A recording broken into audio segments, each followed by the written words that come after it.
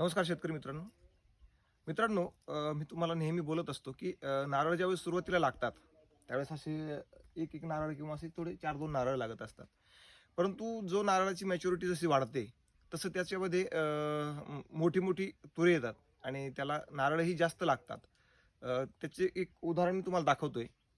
मित्रांनो, हे तुम्ही पाहू शकताय. साधारणतः याचा आता हे 4था ते 5वा तुरा आमच्या ह्या नारळाचा आहे. इकडे साईडलाही तुम्ही पाहू शकता, इकडे येत आहेत काही. इकडे वरती पण काही आलेले आहेत.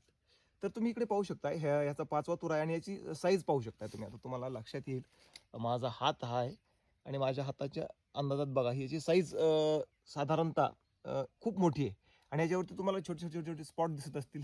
हे नारळ आहेत आतमध्ये त्याच्या. ते बाहेरून दिसायला लागले म्हणजे साधारणतः याच्यामध्ये 30 एक नारळ मित्रांनो निघतील ह्या तुऱ्यामध्ये.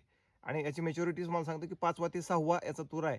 तर त्याच्यानंतर एकदम सरळ तो येतोय. पहिले वाकडे तिकडे येत होते, तुम्हाला दाखवलं होतं मी. आणि आता सरळ येतोय आणि याच्यामधनं 30 एक नारळ माझ्या अंदाजाने बाहेर यायला पाहिजे. त्याची मॅच्युरिटी वाढली. तुमच्याही नारळाला जर तुरे येतात छोटे-छोटे येत असतील सुरुवातीला, तर काही घाबरण्याचं कारण नाही. त्याची मॅच्युरिटी वाढेल तसं त्याचे तुरेही मोठे येतील मित्रांनो.